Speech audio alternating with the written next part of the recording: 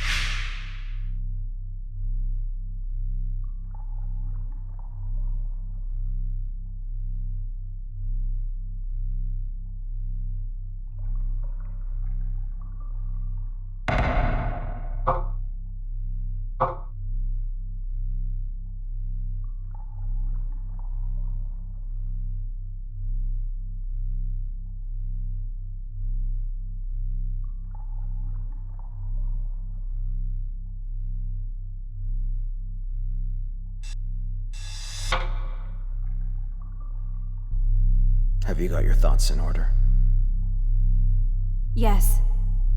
The answer must be somewhere within our hypothesis thus far.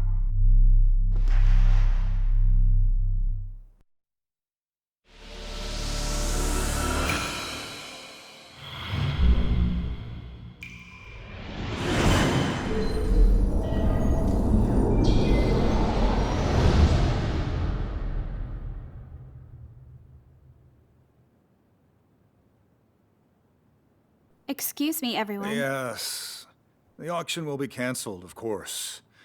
Once the police get here, they'll ask many questions, and I must ask all of you to leave. Please, let me speak for a moment. This is going to be about Setsu's murder. One of us here is the killer, perhaps. What? I'll explain what I've figured out so far. First, Wait a minute. Are we to let you play detective? I will not stand to be called a criminal based on some amateur's haphazard guesses.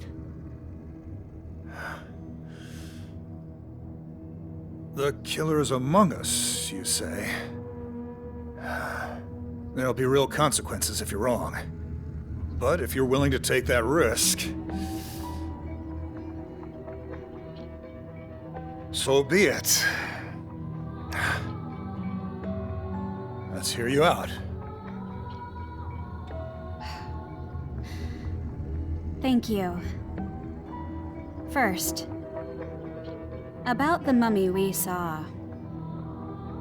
Right before the auction was to start at noon, Josie and I went to the storeroom. Masanori was there too. That was when we saw the mummy, wielding a blood-stained sword. Or so we thought at the time in our panic. But after some calm reflection, I think it's more likely that...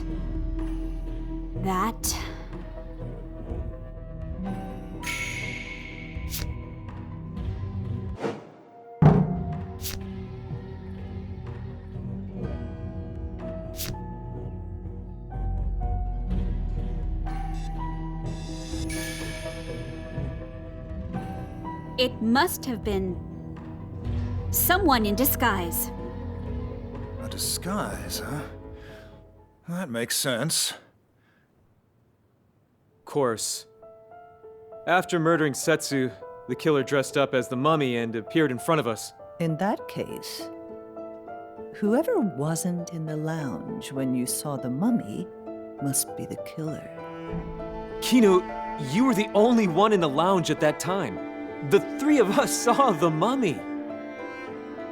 Which means... Wait a minute.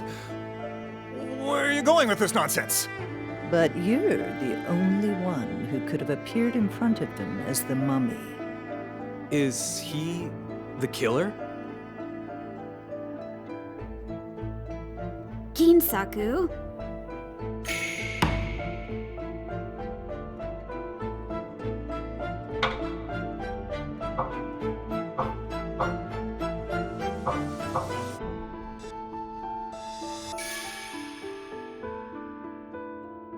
Ginsaku isn't the killer. Nor was he the person disguised as a mummy. How can you be so sure? But no one else had the time to dress up like that. The reason Ginsaku isn't the killer is...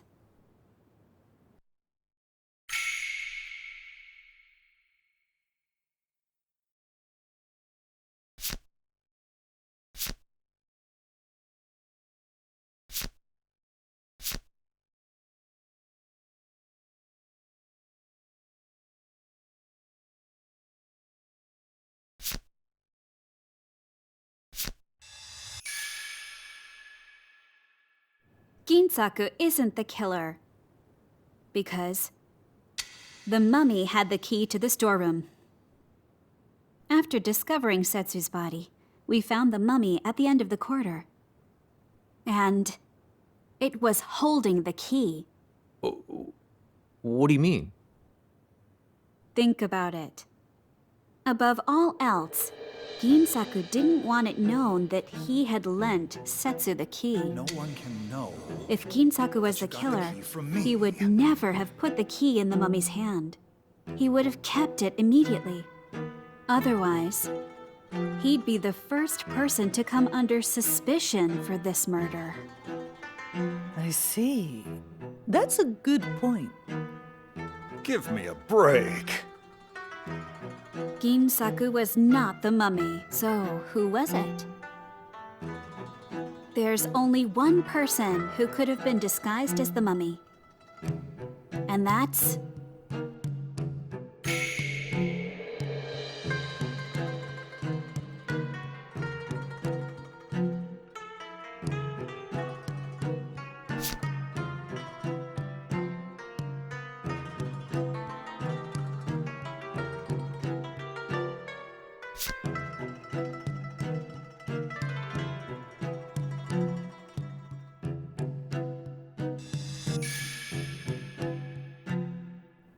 There's only one person who could have been the mummy.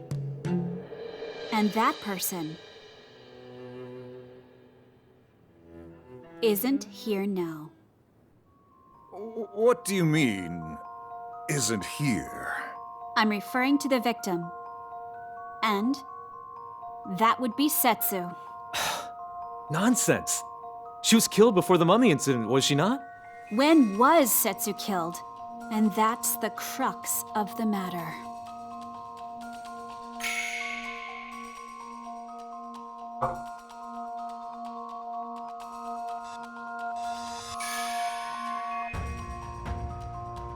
Setsu was killed after we saw the mummy sometime around noon.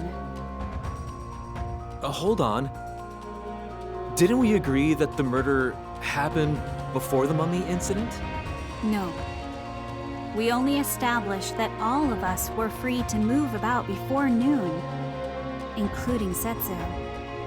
So, who locked the storeroom door before we saw the mummy? Setsu did, after she put on her disguise.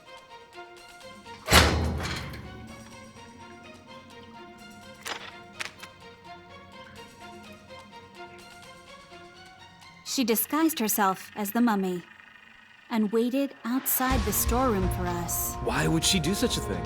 Setsu went into the storeroom to tamper with everyone else's items, lowering their value while raising the value of her own. She then put on the mummy disguise to make the curse seem credible, thus further increasing the selling price. Buyers love a good backstory, after all. Ginsaku's mummy, Masanori's sword, Josu's dragon's blood. Setsu staged her living corpse performance using everyone else's items. After ditching the mummy disguise, she intended to rejoin us and feign complete ignorance. But then, she was killed.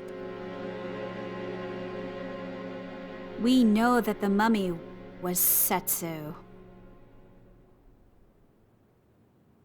Setsu was still alive around noon, which means the murder took place after that.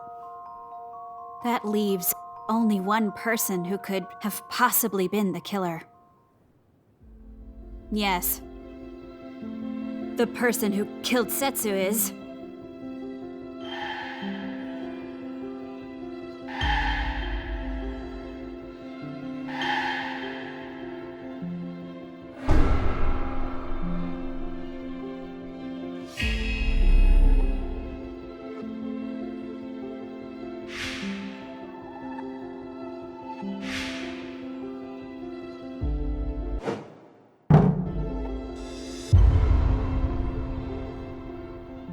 The person who killed Setsu is... you, Masanori. Isn't it?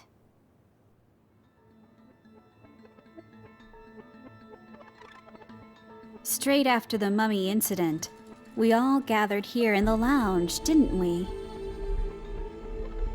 It was time for the auction to start, but there was no sign of Setsu. That's when you went looking for her, didn't you? You're the only person who was alone. You left the lounge, went to the storeroom, and killed Setsu. Then you took the key from her, locked the storeroom, and dumped the mummy at the end of the corridor. Once all that was finished, you returned to the lounge. Am I right?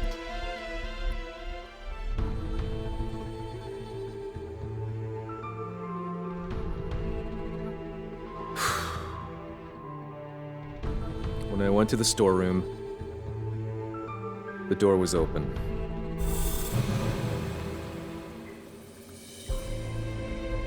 I saw her inside, taking off the mummy disguise.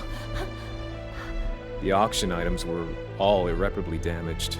So I went up to her and demanded an explanation. Without answering, she suddenly lunged at me, and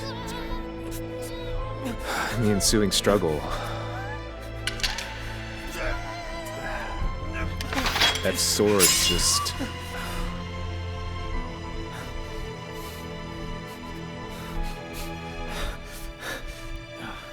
What happened after that was just as you said.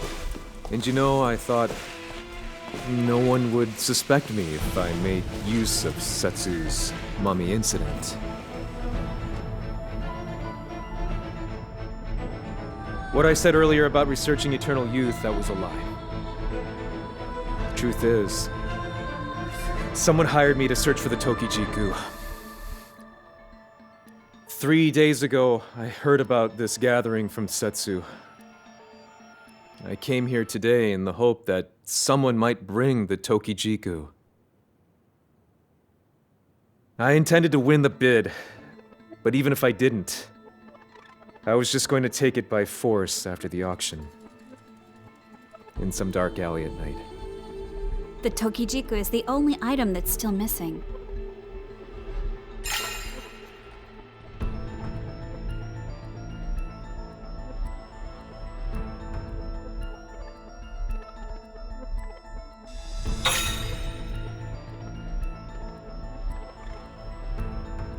You have it, don't you?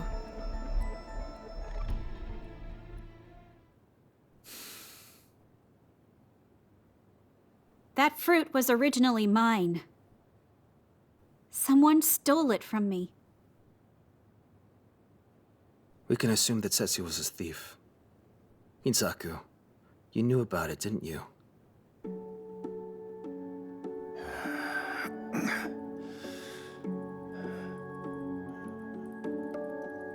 Please give it back to me.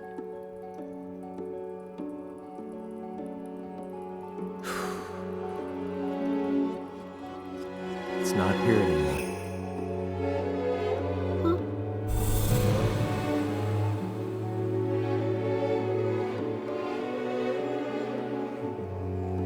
As soon as I got it, I handed it off to my employer's lackey outside the manor. You're lying!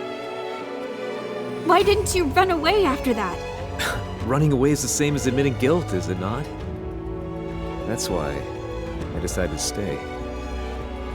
Still, the plan backfired. Who hired you?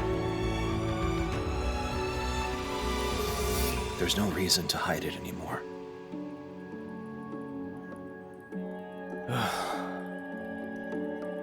I think it was the Scarlet Camellia. That's what the lackey said. I've never met them myself. I don't even know if that's their real name.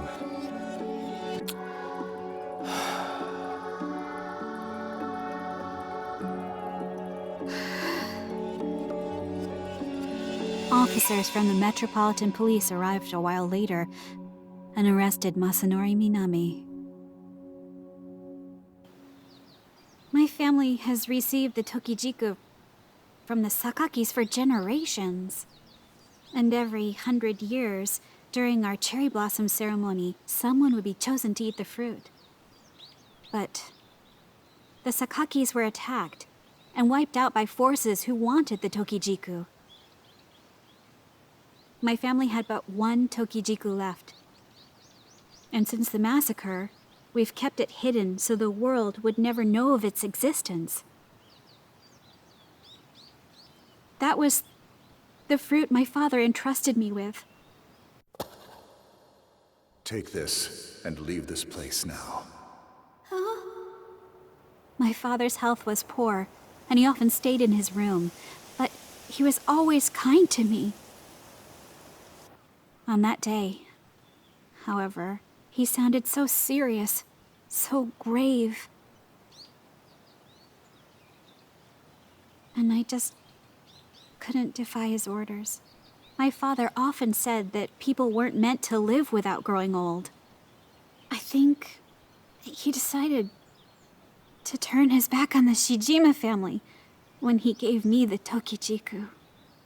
That's why I have to get it back from this Scarlet Camellia character. But you still don't know a thing about them. Isn't that dangerous? But I can't give up. You certainly are stubborn.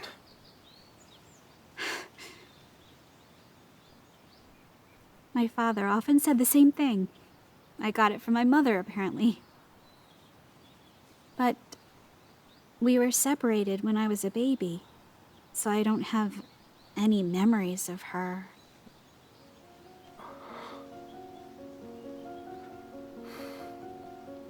He only started calling me stubborn after I decided I wanted to be a writer.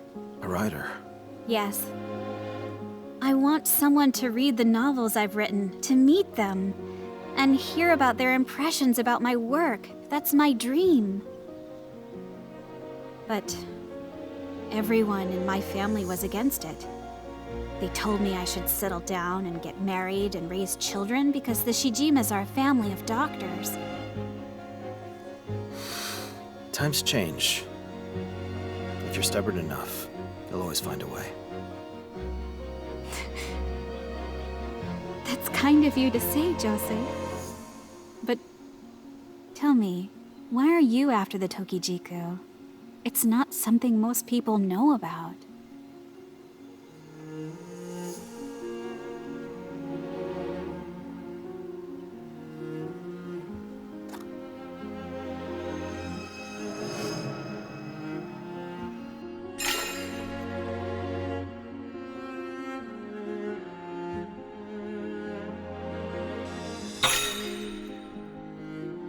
Is that my Toki?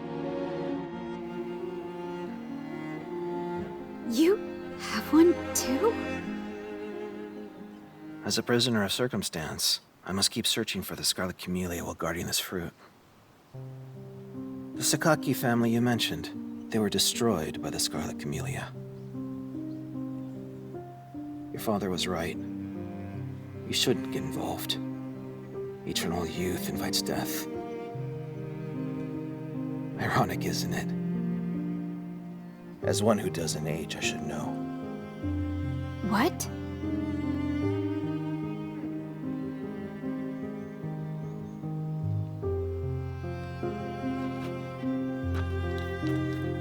Uncle Azan?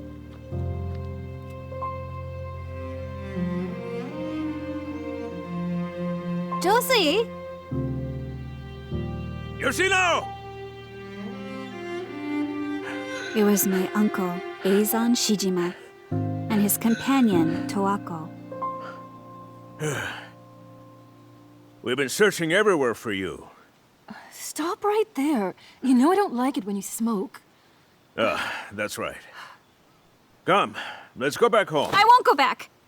Your father is worried sick. You didn't come for me. You want the Tokijiku, don't you? Wait! Yoshino!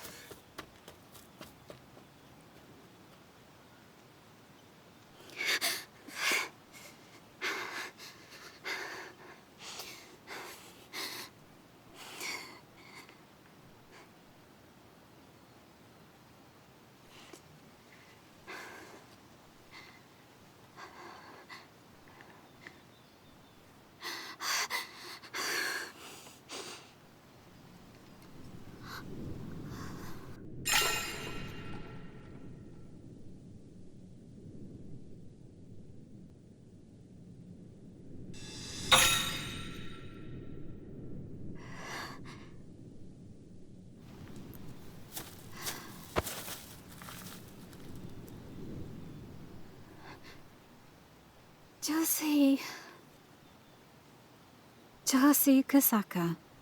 I didn't have a clue who the real person behind that name was. But returning home was out of the question, and I had no one else to rely on.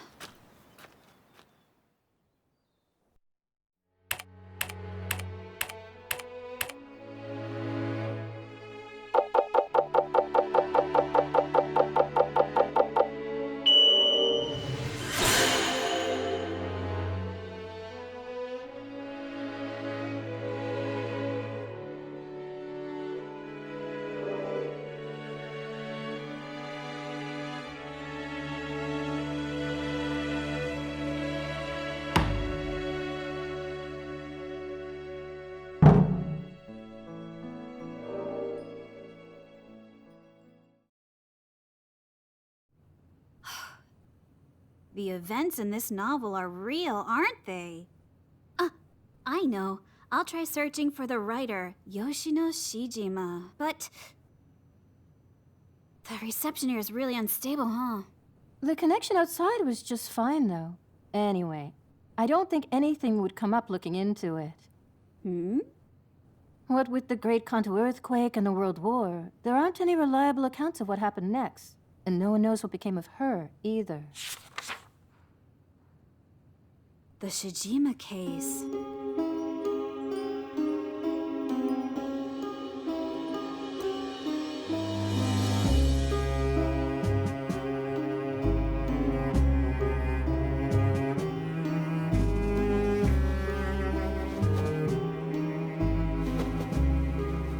Sorry to keep you waiting. We made offerings of incense as well. Yes, do forgive us. We don't allow guests into the altar room, you see. We're honored to be a part of the cherry blossom ceremony. Thank you so much. No one knows for sure when the first cherry blossom ceremony was held, but we do know that that cherry tree has watched over the Shijima family for centuries, especially in our work at the frontiers of medical science. I would like you two to act as witnesses to what I'm about to say. As you know, once the Shijima cherry tree blooms, the head of the family must relinquish everything to their successor. However, I'm renouncing this duty. What? What do you mean? Examine our history, and you'll find many other attempts to end this tradition. This will be the one that succeeds. I'm selling this estate. This will be the final Shijima cherry blossom ceremony. After today, none of you will be bound by this estate. You're free to do as you please.